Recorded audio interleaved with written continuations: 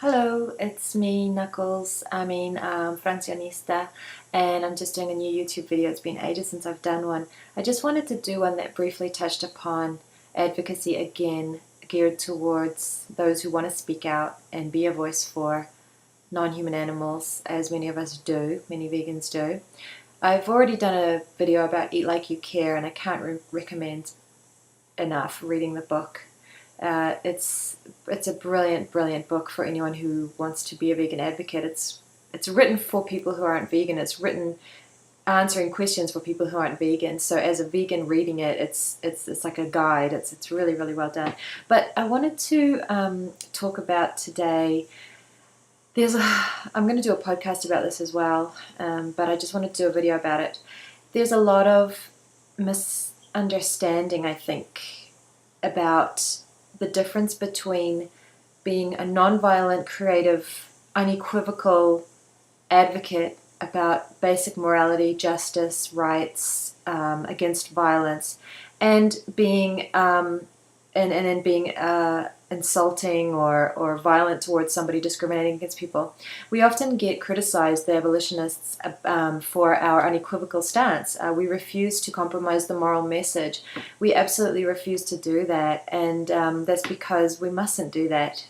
Just like we don't compromise the moral message when it comes to human rights issues such as rape or child abuse or genocide or racism, any other discrimination. We mustn't compromise the moral message when it comes to non-human animals, because that's speciesist, and that's feeding into speciesism, and it's being speciesist. It's acting in a speciesist manner, and speciesism is the root of the problem. So you need to make a difference between being unequivocal with someone and not backing down on the morality. You don't have to call them names. You can state things as they are, though. I mean, you have to keep it real. I know that sorry, I've got something in my eye. Sorry. Okay, fine. All good. I know that a lot of people are nervous about confrontations and they don't want to get involved in arguments and things. And oh, God, sorry. Hold on. Ow. I should probably stop, but okay. I don't know what that was. Maybe it was an eyelash. I'm not crying. I've just had something in my eye. Anyway, so yeah, I just wanted to briefly say it's very important to judge actions. Gary Francione writes a lot about it, and I learned so much from him. He's been doing this for such a long time, and he's been so unequivocal all this time, and he's had to take a lot of slack for it. A lot of people confuse being unequivocal with being violent. They also say that they don't want to be confrontational. I see a lot of people, mostly proponents of animal welfare and things like that, they're like, I don't want to be confrontational. And it's like, if you are standing up for the end of something, you're saying this is morally wrong, it needs to stop, then I'm really sorry to break it to you, but that is a confrontation. But it doesn't have to be a violent confrontation, and it does not necessarily have to be an entirely unpleasant or uncomfortable confrontation, although things may get a little bit tense. The point is that the people I see who are like, oh, we must be, I don't understand really what they're wanting us to do. The way that I take it is they want us to compromise. They want us to compromise because it makes people feel better when we compromise. For example, we're very outspoken. The abolitionist movement is very disturbed about the conflation of veganism and vegetarianism as if they're the same thing. So there's the Go Veg campaigns, Veggo, Veggie. That is so damaging because, firstly, you're leaving the dirty work up to us, the abolitionists and unequivocal vegan advocates, to make a stand about vegetarianism and tell the truth to vegetarians that vegetarianism is just basically non-veganism. It involves the slaughter of animals depending on what type of non-vegan product they consume. So whether it's cow's milk or cheese, etc., or goat's milk or cheese or any of those other animal milks, or whether it's eggs, there is slaughter and exploitation involved in that. That is totally the opposite of veganism. Animal use is the opposite of veganism. They are not at all the same thing. They're not related. And I also find that this argument about how, and so when we speak out and we say, let's tell the truth, and they're not the same thing, and it's wrong to do that, we get a lot of slack from people who are like, well, you're just hating on vegetarians. It's like, no, we're not. We don't sort of go to the vegetarians and say, you're hating on meat eaters. I'm sure people who eat meat do, but that's just sort of a natural, I mean, like I said, you are confronting these actions. You can judge actions, not people. Remember where you came from. I didn't used to be vegan. I wasn't vegan until somebody confronted me about it, non-violently, and they educated me, and they were patient, a bunch of people actually. And I'm learning so much. So you're going to have to, if you want everything to stay on a nice even keel, then I think it's worse to endorse or be complicit. I think it actually does more harm to compromise the moral message than it does just to not say anything. So if, for example, if you're at a dinner and somebody confronts you, I mean, we're confronted all the time as vegans. We're confronted all the time by people who, the second they find out we're vegan, they tell us that we're going to be unhealthy, or that we're hypocrites, or that we don't know what we're talking about, and all these kinds of things. But I mean, not everybody does. Most people are, a lot of people, I should say, are interested. But when you're, say you're somewhere and somebody confronts you, or somebody brings up something, and you just really are the type of person who just really caves under any kind of tense situation, and you really don't want to face this this difficult moment. I mean, my heart goes out to you. I mean, I know what it's like. I get really nervous and my heart starts beating really fast when I get into arguments with people, and I'm quite emotional about it, and I get very upset, and I always like things to be on an even keel. But, you know, when it comes to non-human animals, I put that aside because I cannot be quiet. But if you really just, if you don't want to engage, if you don't want to get into a situation where tempers flare or people get aggressive towards you and things like that, please, I'm begging you, don't compromise the moral message. Don't say to them, yes, okay, and it's all right, it is your choice, it's just my choice to be vegan, or it's just your choice, or why don't you just cut down, please just, you can just cut down, you can do that. And there's really something wrong with saying that, and maybe I can get to that in a second. Just, you know what you can say? You can just say, I don't want to talk about this right now. That's what you can say to them. You can say, I really don't want to talk about this right now. Maybe another time. Or you could say, you know, there's an article that was written that you could go and read that if you like, and you can tell them about an article that says what you want to say. And then they can go in and read it, and you won't be there in their face and things like that. That is way better to me than compromising those victims, which is what promoting vegetarianism does, and vego and veg, because vegetarians need to be told the truth, just like I was. When I was a supposed vegetarian, I mean, I ate all kinds of, I was just a non-vegan, just like anybody else. So, and you know what?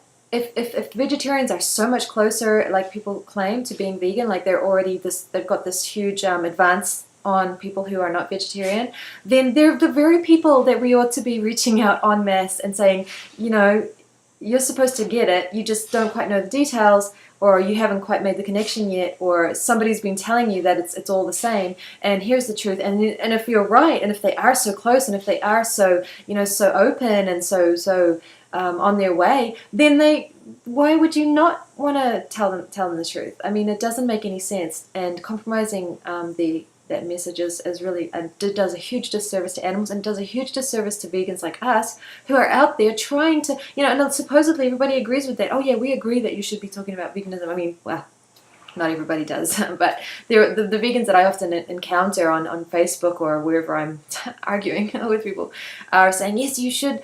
No, you're right. Good on you for promoting veganism. Yeah, that's fine. But we also want to do this, or we also want to do that.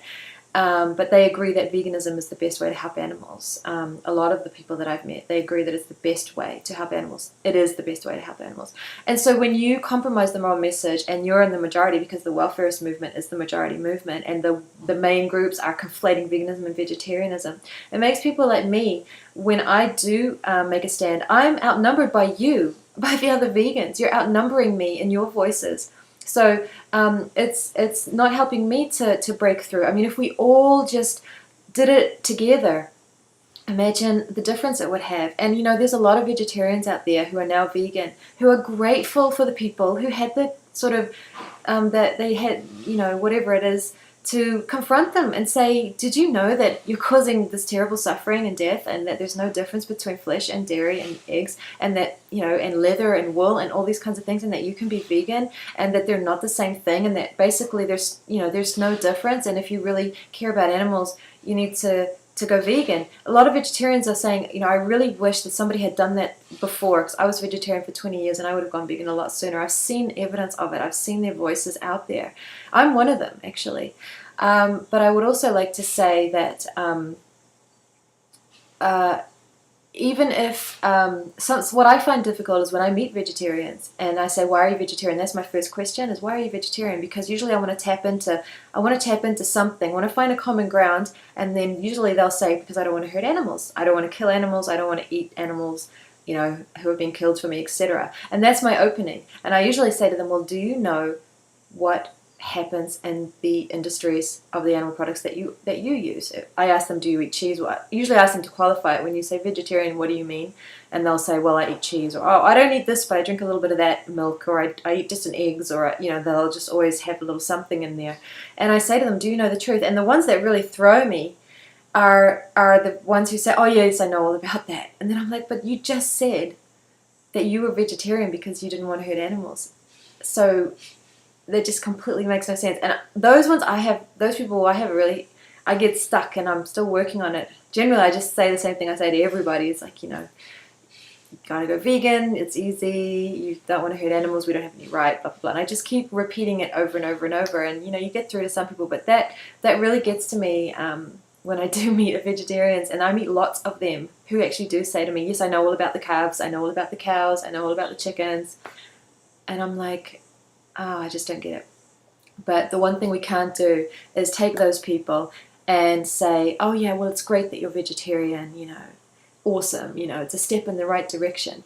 A person who eats 3 pieces of meat a day and starts eating 2 pieces of meat a day instead of 3, it's less, but the point is that we are the ones who ought to be saying, this is where it's at, veganism's where it's at.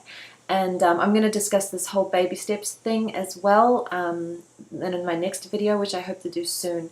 Baby steps, the baby steps argument is always used to justify the promotion of everything but veganism. Baby steps argument is always used against abolitionist advocacy, which is about unequivocal veganism. And what it fails to address is that when you promote veganism, people take steps. They do. I know this. People are like, I've never heard of this before, or I've never thought about this before, I'm going to go vegan, but it's going to take me, I'm not going to do it right away, or I don't even know where to begin. And we try to help them begin, but we never say, oh well, just go vegetarian. That's the last thing you want to say to people. The point is that if you awaken the conscious with a conversation about veganism and the moral rights of all animals, anyone who cares is going to start taking baby steps, or whatever you want to call it. But what we don't want to do is tell them that there's any such thing as humane slaughter, or that milk is less harmful than flesh, when we know it's not true. As vegans, we know it's not true. That's why we're vegan. So I hope you see my point, that it's about keeping it real and respecting people. I think it's extremely disrespectful to hide the truth from people. I really, really do. I know the truth is painful, but what's more painful is what's happening to all those animals and our entire planet, not to mention people's health. So keep it real. Learn to deal with a little bit of confrontation in a righteous way. You're standing up for what's right, look at the feminist movement. The feminists have been so vilified. I like to consider myself a feminist. I consider myself a radical feminist, or I'm a student of radical feminism. From what I've learned, although there are certain aspects of radical feminism that I don't embrace, such as the rejection of transsexual people to be able to be feminist. And I think that I'm a student of radical feminism. I'm still learning, but gosh, if you want to know about vitriol and hatred and danger, it's dangerous, to be feminist. Feminists get attacked. It's dangerous to be a lesbian. And it's dangerous to be gay in some countries. So whether we like it or not, we are confronting people. But just remember who we're doing it for. Remember how, and learn, got to toughen up a little bit.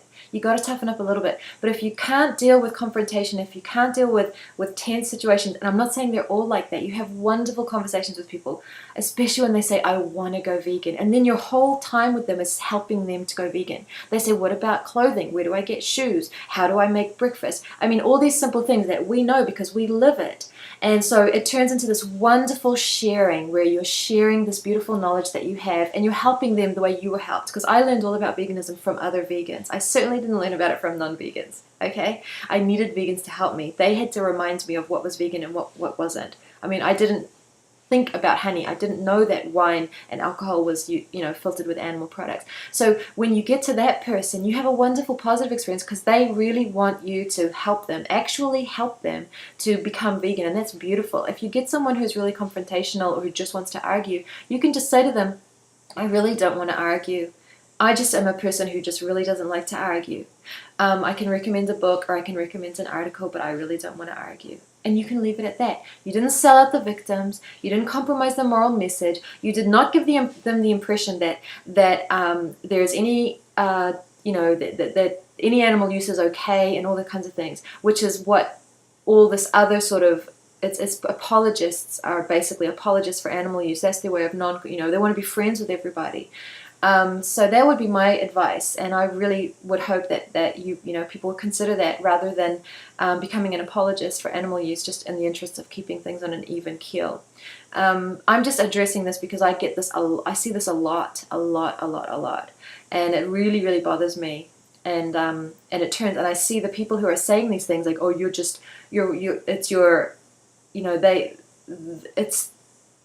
it's sort of a very common thing used against abolitionist movement. Well, the abolitionist movement is growing and growing, and it's becoming very, very varied. More and more people are abolitionists. There's no way you can say that they all have the same personalities and delivery and all this stuff. We're just stating these basic truths, and the truth hurts, and people become defensive, and then they start to turn it personal. And you're going to have to learn how to deal with that. But please just do not sell out the victims, because that's what you're doing when you compromise the morals. Don't sell them out. Engage with the people who want to learn and who are happy to, work with you on it. And if anybody becomes aggressive or confrontational, which it happens very rarely, not online. Online you can have it all the time. But what you do with those people, you just block them if you want to. But in-person advocacy, I'm mostly talking about. Anyone who does that, you can just say, I really don't want to argue. I'm here to help people go vegan. There's lots of people who are really interested in going vegan, and that's why I'm here. I have all this nutritional advice. I have all this stuff about the ethics and the morality and things that I want people to read. But that's what I'm really doing here at my street stall. Is I really want to help people. So I really don't want to argue with you at all. But let me recommend this forum where you can go and argue with. They can come and talk to me on my Facebook page, NZ Vegan. I will happily engage, as long as they don't become insulting or whatever, but I won't compromise. And they can get upset with me all they want. I really don't care. I really don't. I'm not in this to make friends, if you were. I mean, it's not a social thing for me. I'm not looking for a social. I really do want to be an advocate. And that means taking a lot of heat sometimes. And I'm willing to take that, because it's nothing compared to I'm not going to be tarred and feathered the way the anti-slavery people were in America, literally, which is not vegan, obviously, because they use feathers. I mean, it's highly unlikely I'm going to be assassinated. I mean, it's quite a safe thing to do. You might have a few uncomfortable things, but you're missing out on reaching all those beautiful people who really want to learn about veganism if you don't get out there and do it. And if you keep compromising, then you're selling out the victims, and that just hurts everybody. It hurts all of us, especially the victims. Okay? So I hope that convinced you, and thank you so much for watching, and I'm going to come back again soon, hopefully. Okay, bye for now.